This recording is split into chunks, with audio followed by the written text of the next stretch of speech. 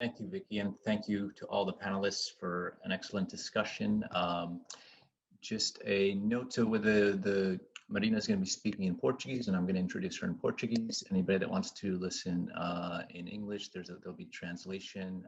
You just have to click on the translation button at the bottom of the Zoom. So switching over to Portuguese. Então, eu tenho um enorme prazer de introduzir a nossa keynote, a Marina Silva. Tivemos a honra de receber a Marina aqui na Colômbia uns anos atrás, quando a questão da política ambiental no Brasil já estava passando um momento frágil. Infelizmente, o contexto atual da política socioambiental se tornou ainda mais grave.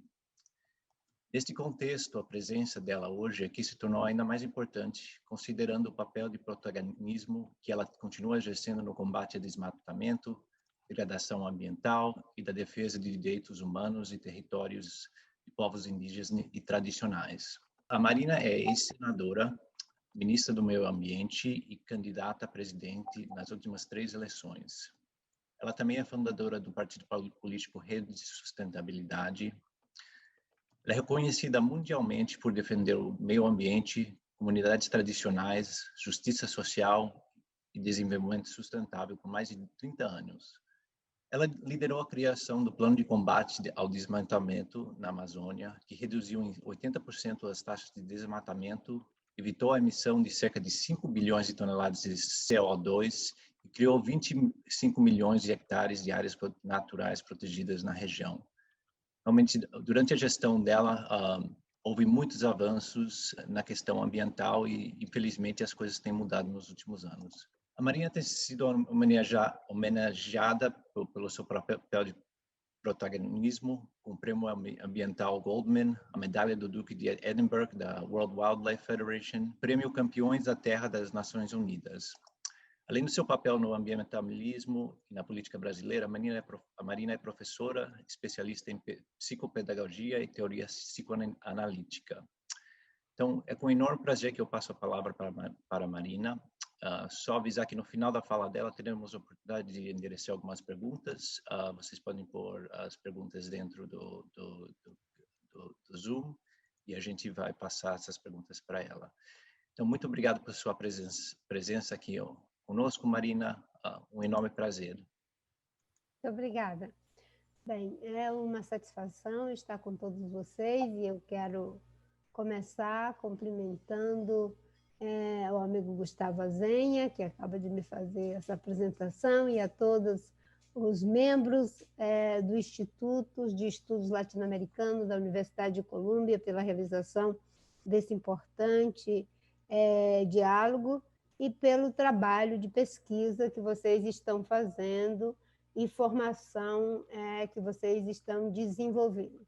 Eu considero o título desse diálogo muito importante e, ao mesmo tempo, muito relevante. Tive a oportunidade de poder ouvir um pouco o que estava sendo apresentado aqui e achei muito interessante o que eu pude ouvir. Então, já quero parabenizar todos que me antecederam, né? Repensar a natureza e a sociedade na América Latina no meu entender, uma emergência e um tema que faz com que a gente se sinta altamente motivado. Motivado porque a América Latina, eu diria, pode ser uma espécie de território do renascimento.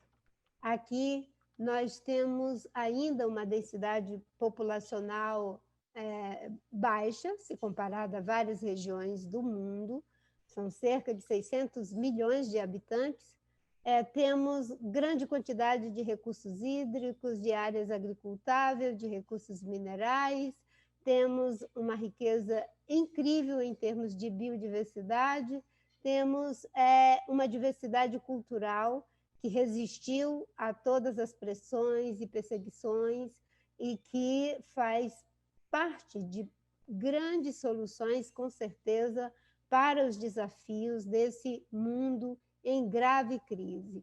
Portanto, repensar a nossa relação, né, com a natureza e a sociedade passa por uma ideia de que essa parte do mundo não poderia estar sendo vista como problema. Deveria estar sendo visto por empresários, por governantes e por aqueles que podem ser nossos parceiros em termos econômicos, culturais, geopolíticos, enfim, como parte e boa parte da solução.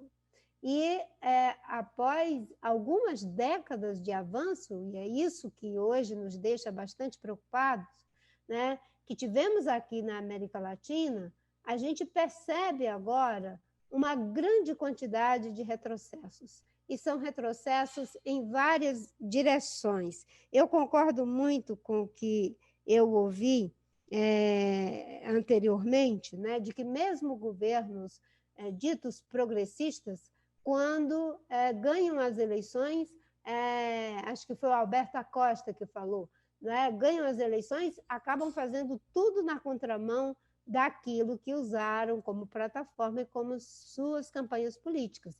Então, agora, na América Latina, nós vemos retrocessos em vários países e são retrocessos também em vários aspectos que a gente já tinha considerado que estávamos tendo avanços. Por exemplo, nós temos retrocessos, sem sombra de dúvidas, né, em políticas sociais, temos retrocessos no respeito aos povos originários, são retrocessos em relação à questão ambiental e temos também graves retrocessos do ponto de vista da nossa democracia. A todo momento nós estamos sendo surpreendidos, não é, com problemas que colocam em questionamento a democracia na América Latina.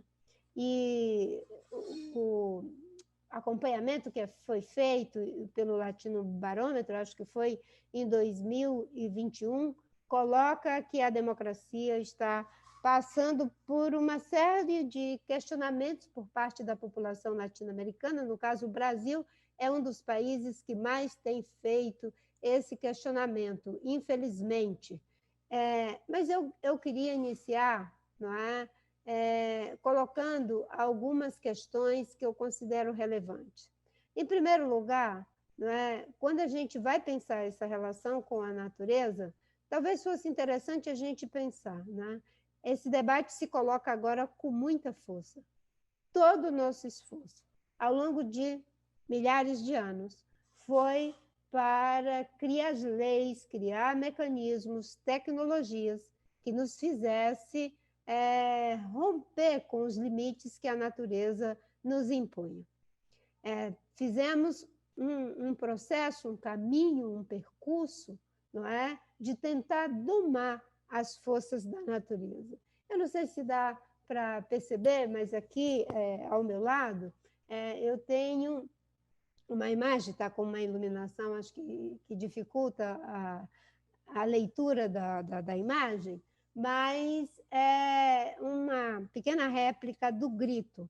Para mim, essa obra de arte, ela é muito, muito significativa, porque quando eu visitei o Museu Nacional da Noruega, e o curador me explicou que, na percepção deles, o Munch fez essa obra de arte no momento em que havia uma crise de tuberculose, vários problemas, e uma irmã dele havia morrido de tuberculose, e que, num determinado momento, ele teve uma situação de muita angústia no cair da tarde, e que, naquela situação, ele sentiu como se a natureza, as forças da natureza, o estivesse oprimindo, e aquele era um grito do homem face à natureza, pelo menos essa, né, é uma das versões que é contada.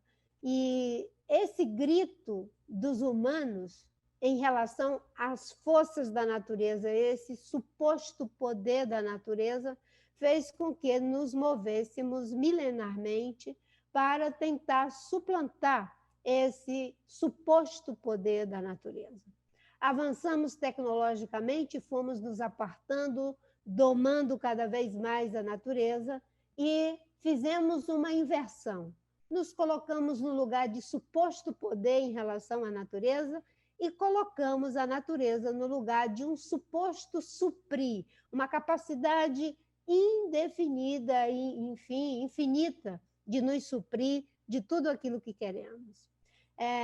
Eu gosto muito da forma como os povos originários, eu sou próxima das populações indígenas, porque nasci, me criei na floresta amazônica, fiquei lá até os 16 anos, com a minha família, que eram extratores de lá. Então, temos uma relação que é muito baseada, né, numa outra forma de conhecimento, uma outra forma de interação com a natureza, onde ela é a nossa moradia, o nosso entretenimento, é também os nossos temores e boa parte dos nossos amores.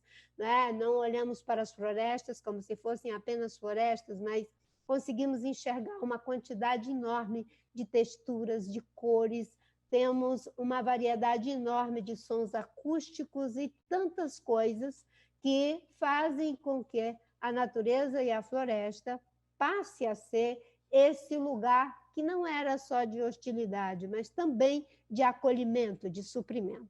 Mas na inversão que fizemos na relação com a natureza e a colocamos nesse lugar de capacidade infinita de nos suprir, fomos para esse lugar também de suposto poder em relação a ela.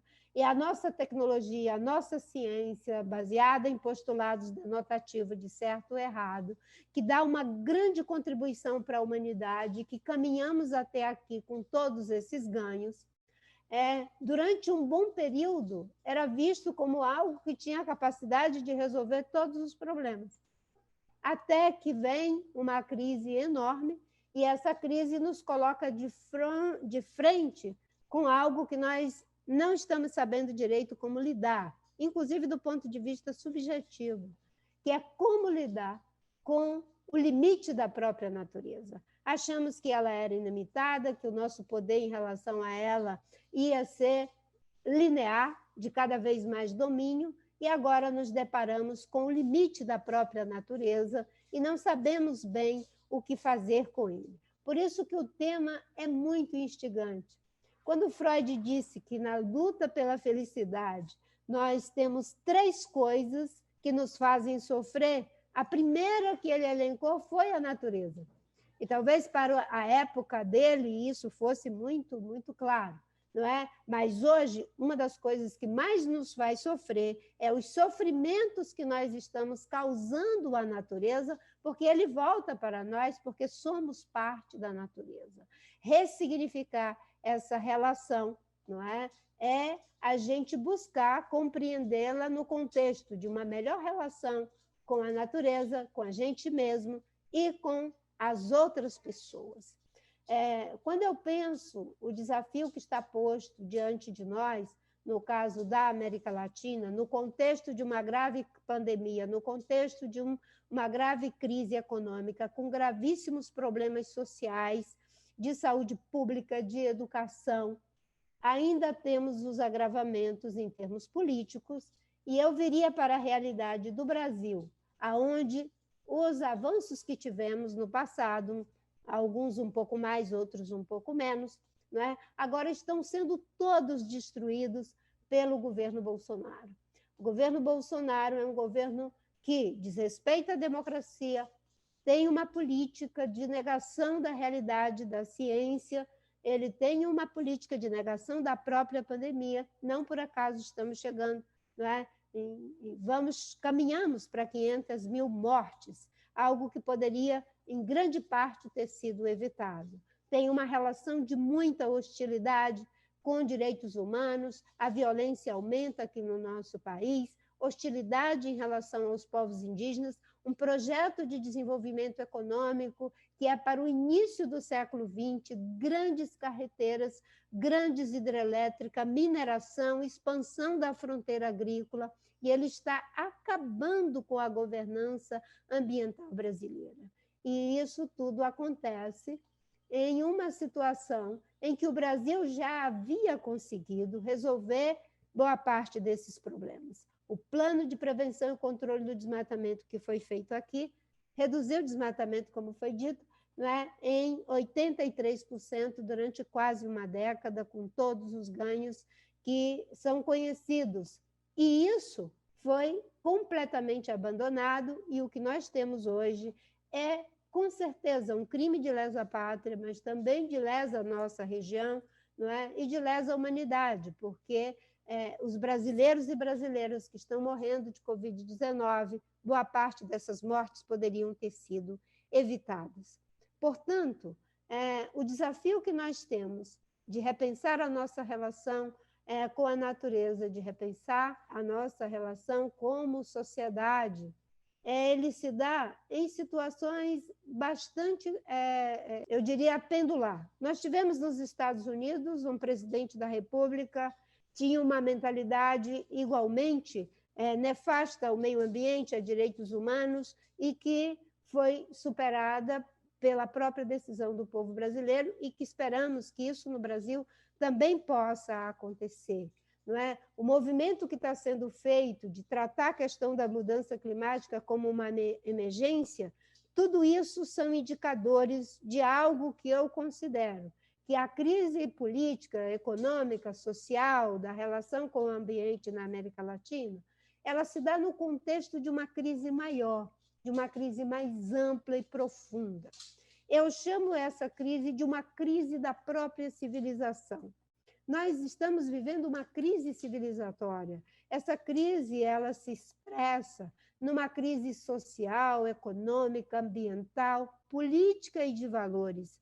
Na minha opinião, são 5 grandes crises que caracterizam uma única crise que eu chamo de uma crise da civilização. Como ela se expressa nas diferentes regiões, como ela se expressa nos diferentes estados nacionais, tem a ver com, enfim, as especificidades de cada região.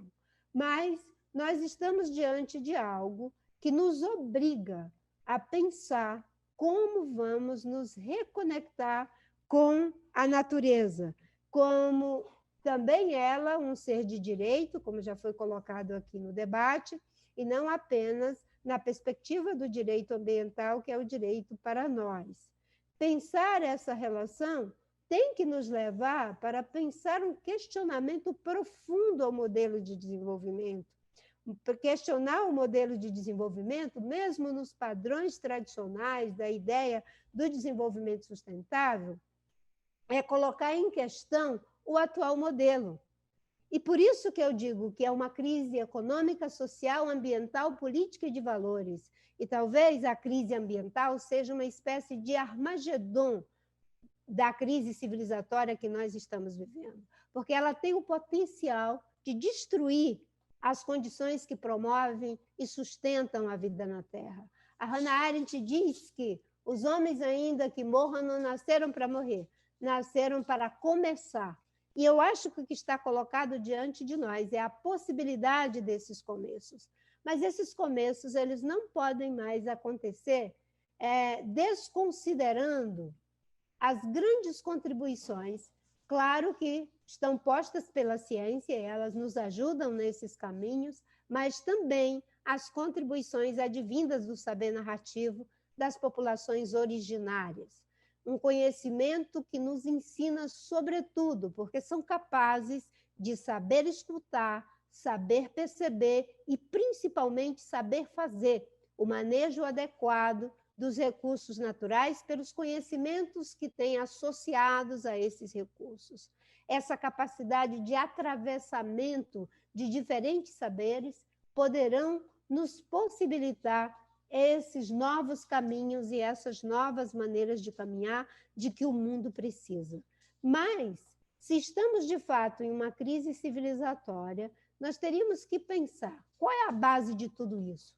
E é claro que eu situo nos problemas concretos, reais, existentes na natureza, do modelo de desenvolvimento que temos, mas eu diria que ela tem uma forte base política, ela tem uma base forte nos valores. Boa parte das respostas que nós precisamos para resolver o problema da fome, para resolver o problema da emissão de CO2, para resolver o problema do saneamento básico, da produção de alimento para pessoas que vivem com fome. Antes da pandemia já eram quase 2 bilhões de pessoas, agora com a pandemia, só no meu país, são 117 milhões em situação de vulnerabilidade.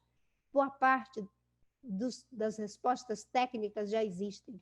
O que falta é o compromisso ético de colocar essa técnica e esse conhecimento para um novo modelo de desenvolvimento que busque, não é, ser, ao mesmo tempo, economicamente próspero, socialmente justo, politicamente democrático, culturalmente diverso e ambientalmente sustentável.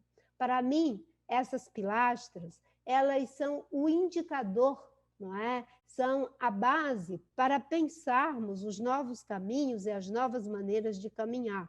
Agora, é claro que um modelo novo de desenvolvimento não pode ser entendido apenas como uma maneira de fazer. A sustentabilidade não é uma maneira de fazer. Ou mesmo quando a gente pensa a partir do ideário do bem viver, não é só uma maneira de fazer, é uma maneira de ser, é uma visão de mundo, é um ideal de vida, que muitas vezes pode ainda nem estar conformado, porque o sentido, como diz o Lacan, aparece só depois, né? Pode ainda não estar conformado em uma teoria, em um paradigma, mas é isso, e é para isso que nós estamos nos movendo, se quisermos preservar as condições que promovem e sustentam a vida na Terra. Se quisermos preservar as condições que promovem e sustentam a vida na Terra, nós vamos ter que fazer, como disse o Malalete, que era um conselheiro do Vaticano. Ainda bem que seres humanos aprenderam a usar a força do vento para navegar bem antes de descobrir sobre as leis da dinâmica eólica.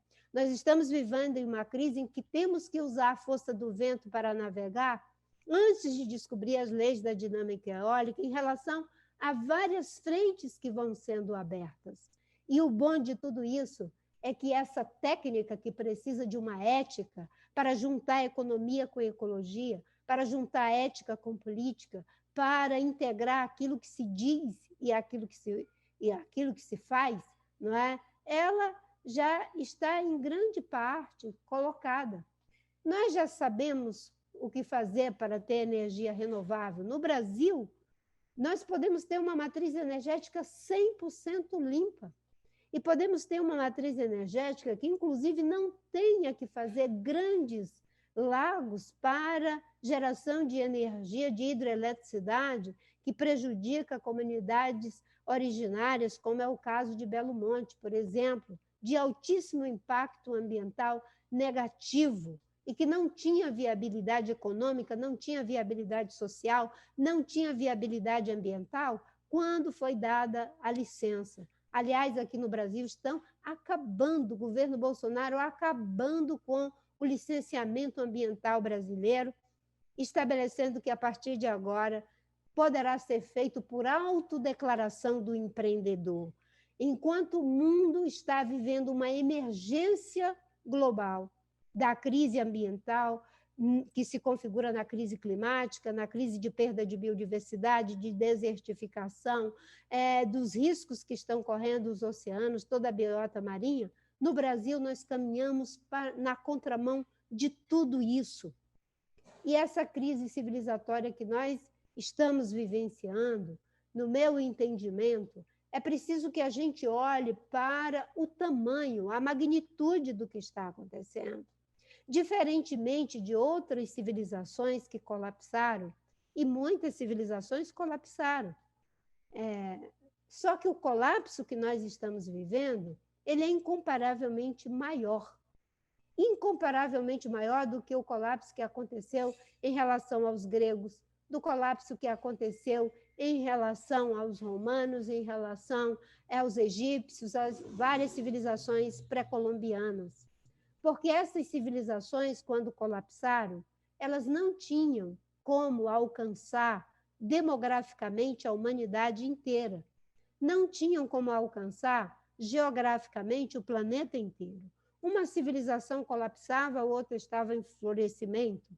Mas agora nós temos o poder de alcançar geográfica e demograficamente o planeta inteiro.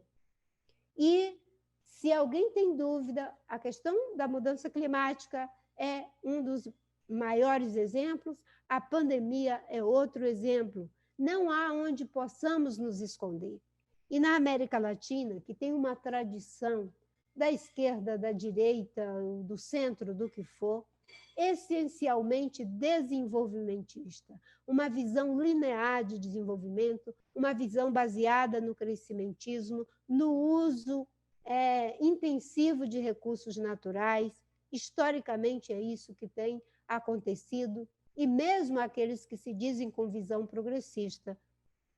A questão ambiental passa muitas vezes mais como um discurso, como uma estratégia, porque quando chegam no poder, de fato, é muito difícil que essa agenda seja encarada como uma mudança estrutural. E é disso que se trata, é de uma mudança no próprio processo. A infraestrutura deve ser para o desenvolvimento sustentável, a agricultura tem que ser de base sustentável, a economia na América Latina, em várias regiões, pode assumir a forma de uma bioeconomia. No Brasil, por exemplo, nós temos a poderosa Vale do Rio Doce. A Vale do Rio Doce, ela produz 20 mil empregos no estado do Pará, onde ela fica. Mas a cadeia produtiva da bioeconomia do açaí gera 300 mil empregos. E não é concentradora de riqueza. A cadeia produtiva da bioeconomia do açaí, ela arrecada mais impostos para o estado do Pará do que a Vale do Rio Doce, que é uma gigante da mineração brasileira. Ou seja, a mudança do modelo de desenvolvimento precisará de grande cooperação técnica, não desconhecendo a colaboração dos saberes tradicionais associados aos recursos naturais, e não é só do ponto de vista de inspiração, é como essas sociedades que são resilientes, que têm rusticidade para lidar com esse novo mundo desconhecido que temos, né, é capaz de nos ensinar, né, essa resiliência social, cultural e até mesmo de como nos sentirmos felizes. A crise civilizatória que está em curso precisa de um deslocamento. Durante boa parte da humanidade, nós fomos orientados pelo ideal do ser.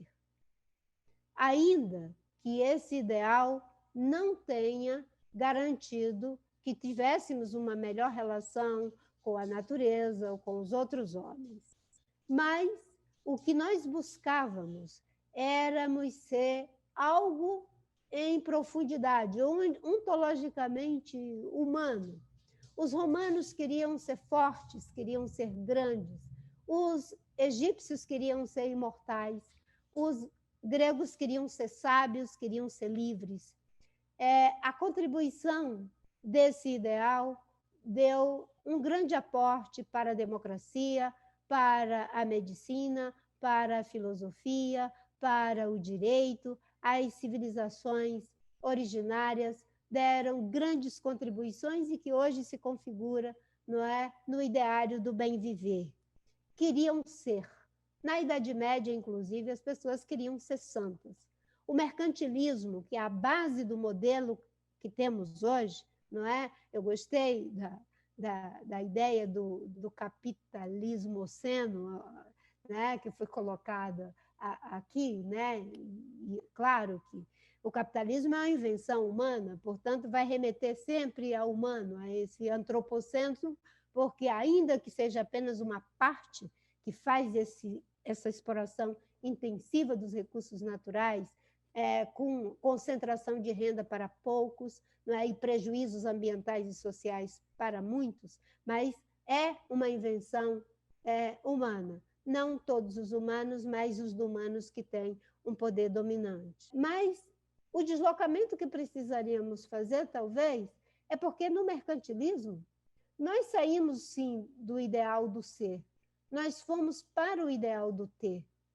Hoje, tudo que fazemos tem a ver com o sentido de nos sentirmos felizes, de nos sentirmos prósperos, de nos sentirmos reconhecidos, porque temos as coisas.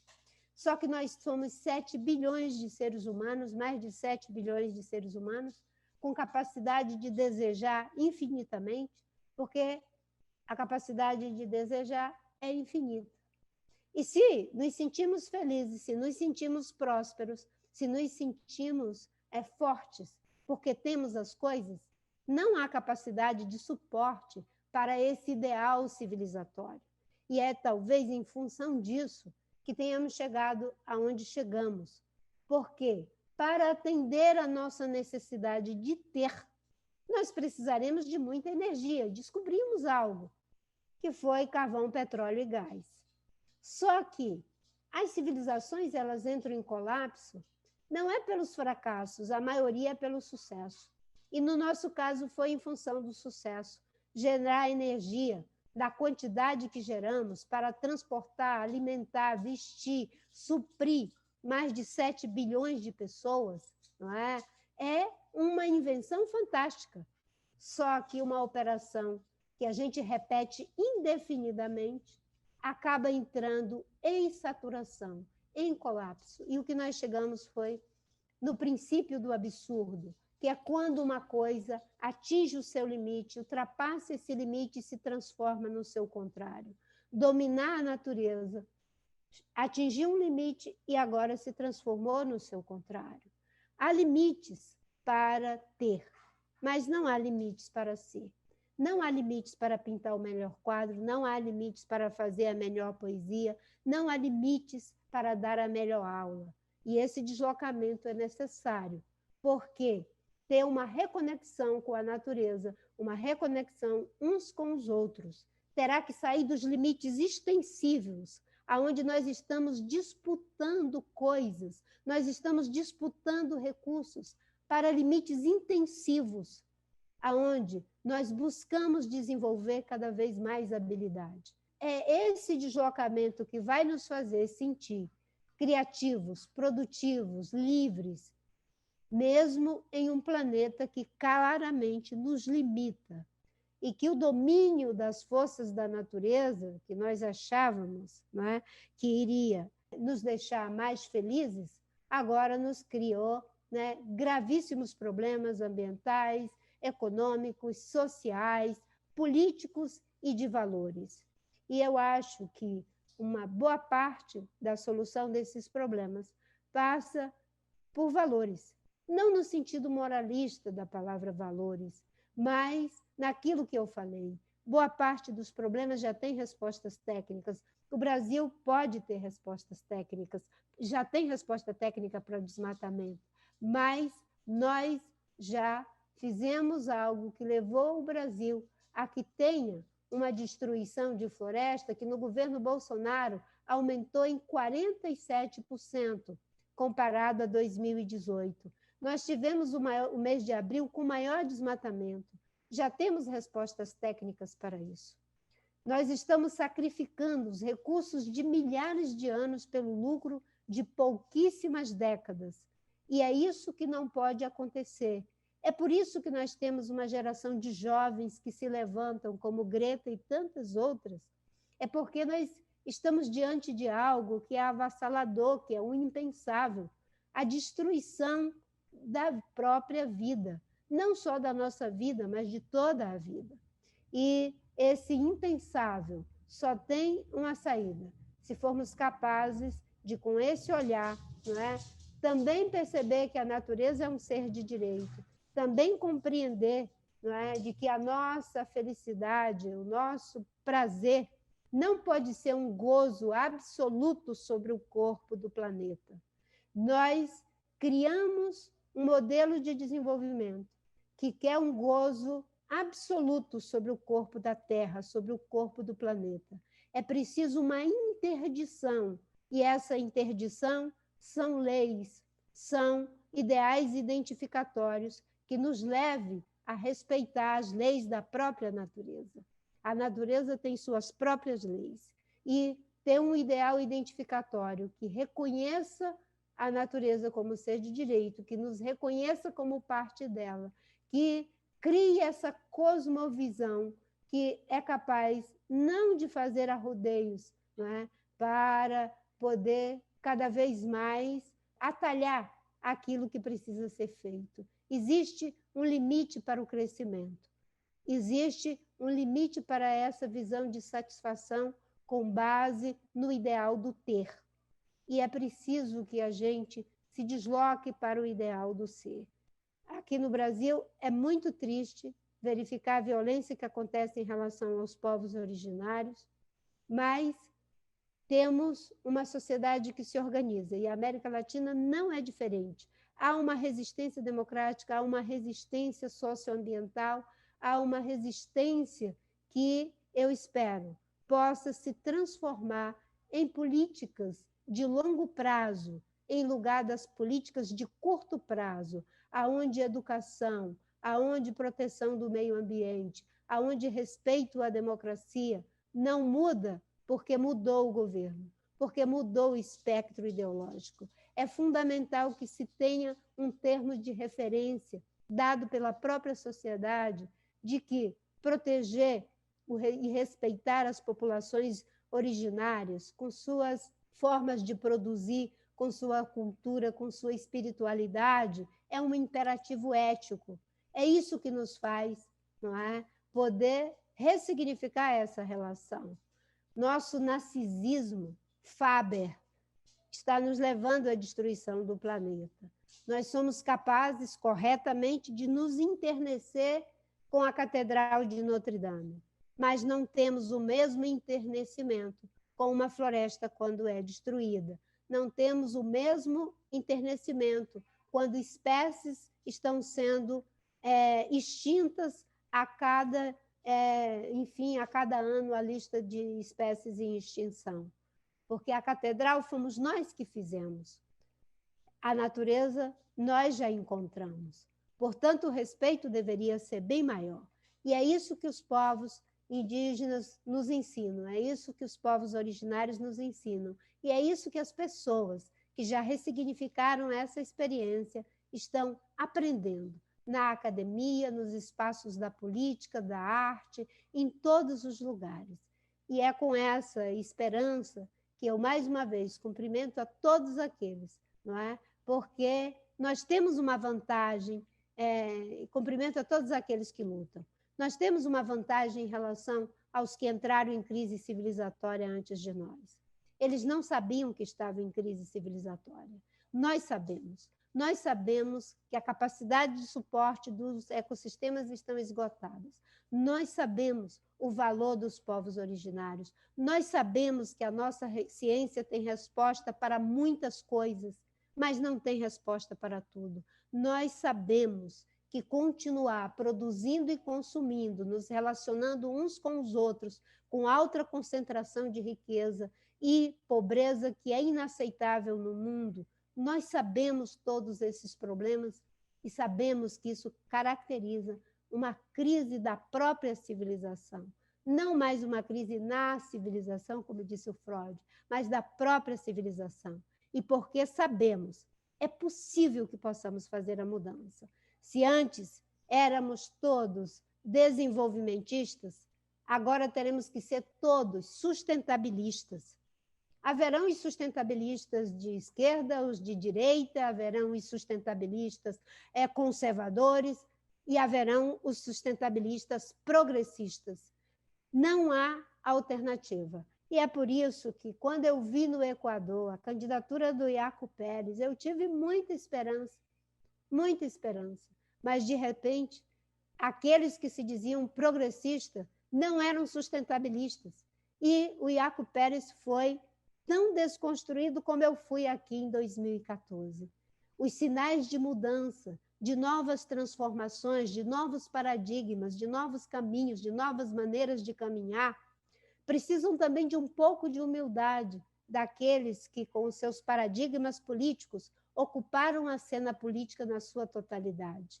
Não ser capaz de dar um lugar para o novo, para a complexidade de uma realidade que ainda não tem todas as respostas teóricas, não é? É também uma atitude revolucionária e transformadora. E é isso que a gente não está vendo. Então, como brasileira, como latino-americana, como cidadã do mundo, eu quero desejar a todos que fazem esse esforço para ressignificar essa relação do homem com a natureza, consigo mesmo, com os outros homens, possa ter, digamos, um bom caminho, um bom percurso. Muito obrigada.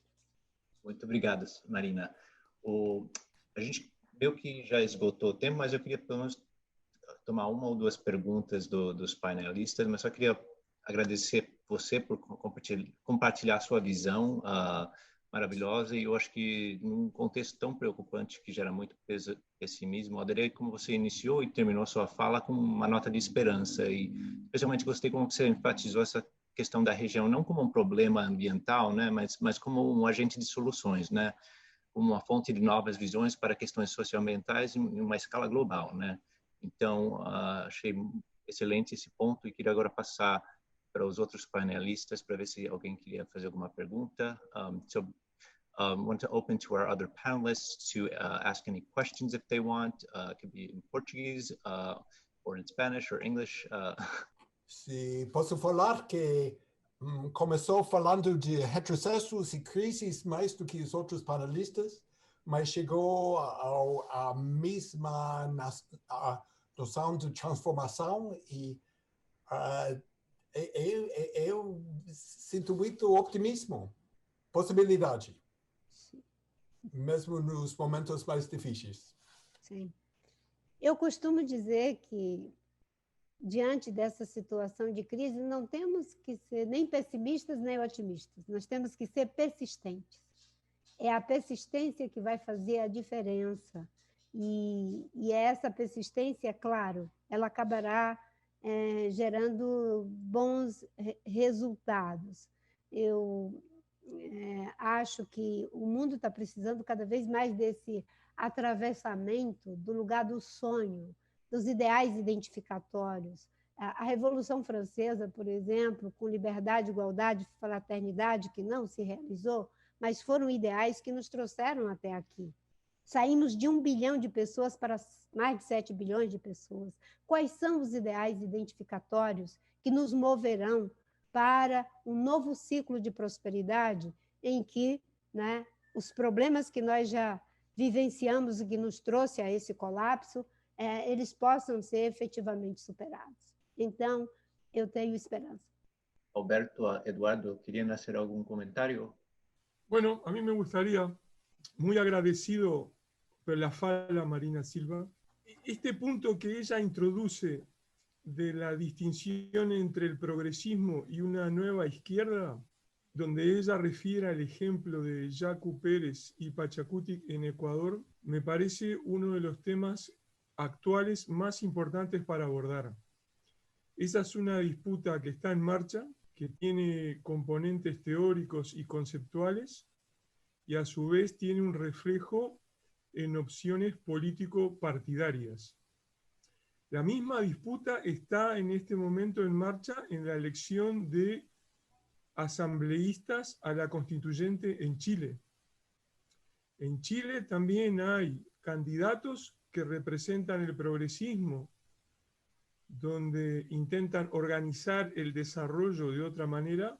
Por ejemplo, insisten en mantener la minería con una mayor presencia de empresas estatales, pero no discuten el impacto ambiental, social o territorial de esa minería, y candidatos independientes que desde ese progresismo más de una vez son atacados y cuestionados como representantes de ideas conservadoras. La misma contradicción opera en estas semanas en Bolivia, donde hay una discusión en marcha en la Cámara de Diputados si aprobar o no unos proyectos de ley sobre derechos de la naturaleza, un defensor de la naturaleza y una ley de ecocidio. También esa situación de alguna manera está presente en la irrupción muy violenta por la represión policial en Colombia. Sí. Porque si ustedes ven lo que ha pasado en estos últimos 2-3 días en la región del Cauca, la movilización indígena, la plataforma del CRIC y la minga indígena que están tomando el eje que va de Popayán a Cali, expresa esto que dice Marina Silva y que no corresponden exactamente a las ideas convencionales del manual de política que se traduce del francés, del inglés o del alemán, porque están en esa clave indígena, por ejemplo, en el caso colombiano. Sí. Entonces yo quiero enfatizar la importancia de esta advertencia que ha hecho Marina. Então, acho que a gente já esgotou o tempo, acho que precisamos encerrar. Só se não sei se o Alberto quer fazer algum comentário, queria hacer algum comentário, Alberto, final. Muy corto. Suscribo las palabras de Eduardo. Es muy preocupante el hecho de que algunos que se ubican en el lado de la izquierda progresista saquen el discurso de defender la madre tierra, pero en la práctica no lo hacen. Sí. Y eso genera enormes distorsiones, enormes confusiones. Lo que sí debe quedar claro, tomo alguna de la reflexión de Marina que me parece muy interesante, es el tema de discutir lo que significa la sustentabilidad. La sustentabilidad es un concepto, no sé si se explique, caucho, que sirve para todo. Todo puede ser sustentable, incluso cuestiones que no son sustentables por definición. Cuando se habla de minería sustentable, eso no existe, eso es imposible, esa es una aberración. Entonces me parece que hay que recuperar el concepto de sustentabilidad desde sus orígenes epistémicos propios incluso de la modernidad, pero recuperando la relación de armonía de los pueblos indígenas, de los pueblos afro con la madre tierra, con la naturaleza. Ese mestizaje de la sustentabilidad vivida en los pueblos indígenas y de la sustentabilidad pensada incluso en la academia puede abrir la puerta para un camino diferente o para caminos diferentes en clave de pluriverso. Pero un asunto me parece clave y fundamental. No encuentro una posibilidad, Marina, de que haya una sustentabilidad desde la derecha conservadora que quiere garantizar sustentabilidad de la naturaleza y no justicia social. Si no hay justicia social, no habrá justicia ecológica. Sim, eu concordo. Mas por isso que acho que vai, da mesma forma como existiam os desenvolvimentistas progressistas, nós temos pessoas que se importam com a natureza e se a natureza estiver assegurando a vida e o capital, para eles está bem.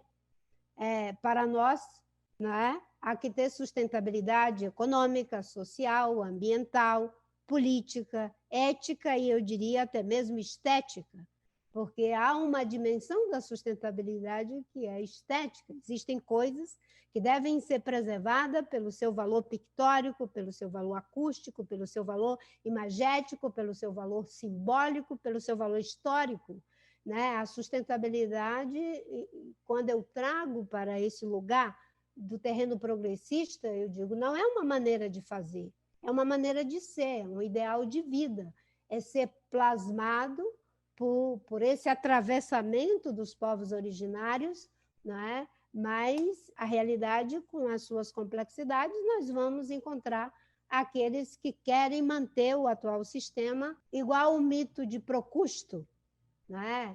Tudo eles vão ajustando ao sistema. No início, combate ferrenhamente, depois, como diz o Ricardo Goldenberg, um psicanalista argentino, dão-lhe as boas-vindas para poder castrá-la, as boas ideias e transformadoras.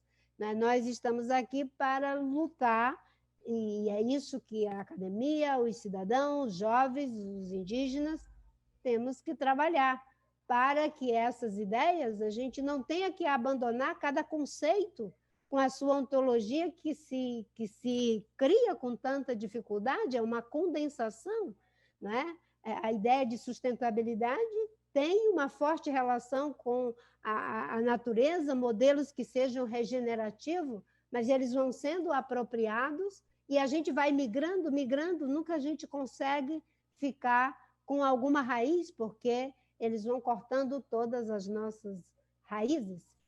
Mas eu concordo inteiramente. Não é sustentável se não for do ponto de vista ambiental, social, econômico, cultural, ético, político e estético. Não é sustentável.